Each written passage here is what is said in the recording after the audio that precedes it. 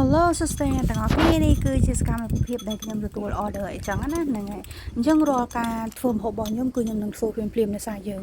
delivery 100%នៅផ្ទះអញ្ចឹងយើងអាចធ្វើទុកបានតែធ្វើទុកគេអត់កំងគឺស្មើនឹងចោលចាអញ្ចឹងគឺ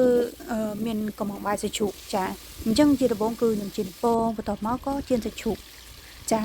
ហើយយើងមកដុបាយដុអីទុកមកពេលដែលរួចរាល់គឺយើងចាប់តាមរៀបចំ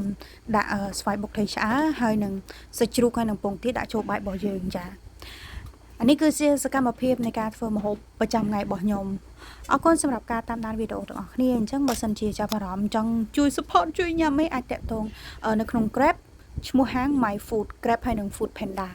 ចាអរគុណសម្រាប់ការតាមដានវីដេអូទាំងអស់គ្នាបាយបាយ love you